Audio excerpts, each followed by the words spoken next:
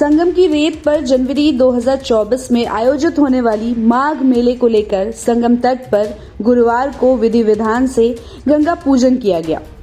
गंगा पूजन पर माघ मेले के सकुशल संपन्न होने की मां गंगा, यमुना और अदृश्य सरस्वती से कामना की गई।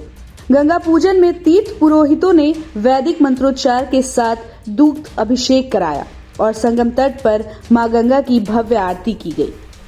गंगा पूजन में यजमान के रूप में कमिश्नर विजय विश्वास पंत, डीएम नवनीत सिंह चहल, पीडीए उपाध्यक्ष अरविंद सिंह चौहान, मेलाधिकारी दयानंद प्रसाद, एसएमपी माघ मेला राजीव नारायण मिश्र और डीसीपी सिटी दीपक भूकर के साथ ही मेले की तैयारी से जुड़े अधिकारी शामिल हुए। गंगा पूजन में मेले के आयोजन से जुड़े अफसरों के साथ ही मेयर गणेश केसरवानी और किन्नर कल्याण बोर्ड की वरिष्ठ सदस्य स्वामी कौशल्यानंद गिरी उर्फ टीना मां समेत कई संत महात्मा और तीर्थ पुरोहित गंगा पूजन में शामिल हुए। हर साल माघ मेले से पहले गंगा पूजन किए जाने की परंपरा है। गंगा पूजन के बाद माघ मेले की तैयारियां तेज हो जाती है। इस बार माघ मेले की शुरुआत 14 और 15 जनवरी को मकर संक्रांति के स्नान पर्व से हो रही है। दूसरा स्नान पर्व 25 जनवरी को पौष पूर्णिमा का होगा। इसी के साथ कल्पवास का संकल्प लेकर हजारों कल्पवासी कल्पवास की भी शुरुआत करेंगे। तीसरा स्नान पर्व मौनी अमावस्या 9 फरवरी, चौथा स्नान पर्व बसंत पंचमी का 14 फरवरी, पांचवा स्नान पर्व माघी पूर्णिमा 24 फरवरी को होगा। माघी पूर्णिमा के साथ ही कल्पवासी कल्पवास पूरा कर अपने घरों को लौटेंगे, जबकि 8 मार्च को महाशिवरात्रि के आखिरी स्नान पर्व के साथ माघ मेले का समापन होगा। सीएम योगी ने इस बार के माघ मेले को 2025 में होने वाले कुंभ के रिहर्सल के तौर पर आयोजित करने का निर्देश दिया है, जिसके चलते इस बार माघ मेले में कई नए प्रयोग भी किए जा रहे हैं। प्रयागराज मेला प्राधिकरण के अध्यक्ष और कमिश्नर विजय विश्वास पंत के मुताबिक 2024 का माघ मेला पूरी तरह से प्लास्टिक फ्री होगा। इसके साथ ही इस बार के माघ मेले में मिट्टी के बर्तनों और दोना पत्तल को बढ़ावा दिया जाएगा। उनके मुताबिक माघ मेला 778 हेक्टेयर में बसेगा। इस बार एक अतिरिक्त सेक्टर बनाया जाएगा। माघ मेले में 5 के बजाय 6 सेक्टर बनेंगे, जबकि इस बार एक अतिरिक्त पांटून ब्रिज भी बनेगा। यानी इस बार माघ मेले में 5 के बजाय 6 पांटून ब्रिज बनेंगे। माघ मेले में पहली बार सोलर हाइब्रिड लाइटों का प्रयोग किया जाएगा। इसका प्रयोग सफल रहने पर कुंभ मेले में इसका व्यापक तौर पर इस्तेमाल होगा। इसी के साथ मीडिया से बातचीत में प्रयागराज मेला प्राधिकरण के अध्यक्ष और कमिश्नर विजय विश्वास पंत ने और क्या कुछ कहा, आइए आपको सुनवाते हैं। और मां गंगा और यमुना से किस तरह की कामना की गई है 2024 के माघ मेले को लेकर, खासतौर पर ये 2025 के महाकुंभ का रिहर्सल भी है, तो किस तरह से तैयारियां भी की जाएंगी इसकी? आज माघ मेले का सफल आयोजन हो, मां गंगा, मां यमुना, मां सरस्वती का हमें आशीर्वाद प्राप्त हो कि हम एक सफल मेले का आयोजन कर पाएँ, जो श्रद्धालु आएँ उनकी पूरी सेवा कर सकें। इस प्रयोजन से आज हमने संगम तट पर यह पूजन किया। और जैसा कि आप जानते हैं कि कुंभ 2025 से पूर्व यह माघ मेला होगा, तो इस जो कुंभ में कुछ चीज़ें जो हमने प्लान करी हुई हैं उसका हम इस बार यहाँ पे एक बार टेस्ट करेंगे। कुछ अभिनव प्रयोग हैं तो उसका एक बार पायलट रन करा जाएगा, तो उसको भी यहाँ पे करेंगे। और जो सेवा के स्तर हैं, चाहे वो साफ़ सफाई का हो, चाहे वो पानी की सप्लाई का हो, चाहे वो बिजली का हो, वो हमारा प्रयास रहेगा कि जो कल्पवासी आएँ, जो श्रद्धालु आएँ, उनको हम अच्छी सेवा दे सकें। क्या क्या नई सेवाएं इस बार रहेंगी जो ट्रायल के तौर पर की जा रही है? बिजली के क्षेत्र में हम कुछ सोलर यहाँ पे पैनल्स लगाएंगे। इरिगेशन में भी कुछ चीज़ें हैं, जिस तरह से हम ये रिवर को बचाते हैं ढहने से, उसमें कुछ अभिनव प्रयोग हैं। नई तरह की सामग्री का प्रयोग यहाँ पे इस बार करा जाएगा।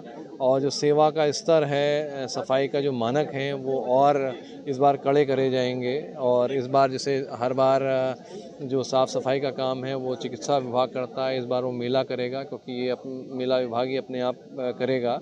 और भी बहुत सारी चीज़ें हैं। एक नया हम इस बार पीपे का पुल इस बार देने वाले हैं, जो पुल नंबर 6 रहेगा, और भी बहुत सारी चीज़ें रहेंगी। इस बार आप जो बाज़ार लगेगी, जो एक यहाँ पे हाट लगती है, उसका स्वरूप भी हम बदलेंगे और उसको स्वच्छ सुंदर उसको बनाएंगे। प्लास्टिक मुक्त भी रहेगा। प्लास्टिक मुक्त भी इस बार बनाएंगे और इस बार हमारा ये प्रयास है कि जो दोने और जो मिट्टी के बर्तन हों उसका प्रयोग हो, क्योंकि माँ गंगा अपनी गोद में स्थान देती हैं यहाँ पे मेला कराने का।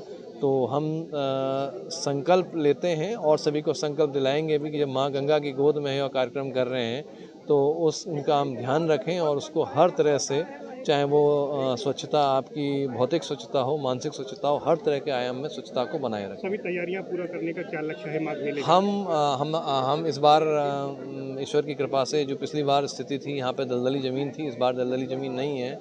बस थोड़ा सा गंगा मैया ने हमें जगह कहीं और पे दी है, कहीं पे अपना उन्होंने इस बार जगह नहीं दी है, किसी और जगह आशीर्वाद दिया है, तो थोड़ा सा हमें रीएडजस्टमेंट करना पड़ेगा। वो हम रीएडजस्टमेंट कर लेंगे। अब 20-21 तारीख के बाद से जो भूमि आवंटन का कार्य शुरू हो जाएगा और हमारा टारगेट भी है कि 25-26 तक हम पूरी तैयारी कर लें। और पहला स्नान इस बार पीछे, जैसे पिछली बार पौष पूर्णिमा पहले पड़ी थी, इस बार पहला स्नान मकर संक्रांति का 14 तारीख का होगा। इस बार मेला अवधि थोड़ी ज़्यादा है, आखिरी स्नान इस बार 8 मार्च को पड़ेगा।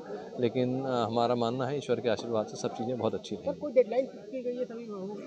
वो पूरी डेडलाइन फिक्स करी गई है, उसका रिव्यू भी करा जाएगा। मेला अधिकारी की यहाँ पे अब आज पूर्ण रूपेण तैनाती भी हो गई है, तो हमारा मानना है अच्छा कर रहे हैं। Thank you sir. वहीं माघ मेला एसएसपी राजीव नारायण मिश्र के मुताबिक माघ मेले में आने वाले श्रद्धालुओं, साधु संतों और कल्पवासियों की सुरक्षा के लिए भी व्यापक इंतजाम किए जाएंगे। उनके मुताबिक इस बार एक थाना और एक फायर स्टेशन की संख्या बढ़ाई जा रही है। इस बार माघ मेले में 14 थाने और 14 फायर स्टेशन बनेंगे, जबकि 3 चौकियों की संख्या भी बढ़ाई जाएगी। इसी के साथ ही एसएसपी राजीव नारायण मिश्र ने मीडिया से बातचीत में और क्या कुछ कहा, आइए आपको सुनवाते हैं।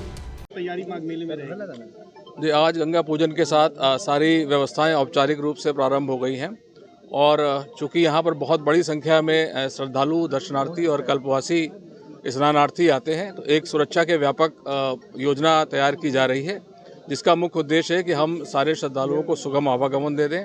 जो कल्पवासी और जितने भी लोग इस माघ मेला क्षेत्र में, जो लगभग 750 हेक्टेयर क्षेत्र में फैला है, यहाँ पर जब वो प्रवास करें तो हम उनको सुरक्षित प्रवास दे दें और जब जल में वो डुबकी लगाएं तो हम उनको सुरक्षित स्नान दे दें। इसके लिए एक बृहद योजना तैयार की गई है, जिसके लिए 14 अस्थायी थानों का निर्माण किया गया है, 41 चौकियाँ प्रस्तावित की गई हैं। साथ ही साथ जल में सुरक्षा देने के लिए deep water barricading, river lines, SDRF की टीम, एनडीआरएफ की टीम, जल पुलिस के लोग, फ्लड कंपनीज, जो पीएसी के जवान होते हैं, जो कुशल तैराक होते हैं, उनका व्यवस्थापन प्रस्तावित है। पूरा माघ मेले क्षेत्र में 24/7 सीसीटीवी कैमरों के माध्यम से नज़र रखा जाना प्रस्तावित है। जो ICCC है 24/7 ऑपरेटिव रहता है, जहां से मेले के चप्पे चप्पे पर नज़र रखी जाएगी। इसके अलावा जो है, चूँकि बड़ी संख्या में महिला श्रद्धालु यहाँ पर आती हैं, जितने भी चेंजिंग रूम्स बनाए जाते हैं उन पर हम लोग सादे कपड़ों में, वर्दी में महिला कर्मियों का व्यवस्थापन करते हैं। महिला अधिकारी लगातार तैनात रहती हैं। इंटेलिजेंस की यूनिट्स अपना योगदान देती हैं। एसटीएफ की टीम लगी रहती है। एटीएस के कमांडोज का व्यवस्थापन प्रस्तावित है। आरएफ की टीम्स का व्यवस्थापन प्रस्तावित है। चूँकि माघ मेला क्षेत्र ज्वलनशील पदार्थों से बनता है, इसके लिए हम लोग 14 फायर स्टेशन, एक फायर स्टेशन अतिरिक्त बढ़ा रहे हैं, वॉच टावर्स बढ़ा रहे हैं, पब्लिक एड्रेस सिस्टम की व्यवस्थाएं सुनिश्चित की जा रही हैं। इस प्रकार हम लोग जो आगामी आसन्न माघ मेला है, इसको सुरक्षित ढंग से संपन्न कराने के लिए कटिबद्ध हैं। अच्छा सर, इसके अलावा अगर बात करें तो तमाम भीड़ आती है, मौनी अमावस्या पर ज़्यादा भीड़ रहती है, किसी थ्रेट या इनपुट को लेकर किस तरह की अलर्ट रहेगा? जी, हम लोग इसके लिए, हमारे पास कोई कंटिजेंसी हो, इसमें दोनों तरह की कंटिजेंसी, जो क्राउड के हिसाब से उसकी भी कंटिजेंसीज की व्यवस्था की जा रही है। किसी प्रकार की घटना, दुर्घटना, आकस्मिकता की स्थिति को निपटने के लिए कंटिजेंसीज की व्यवस्था है। एटीएस के कमांडोज का व्यवस्थापन प्रस्तावित है।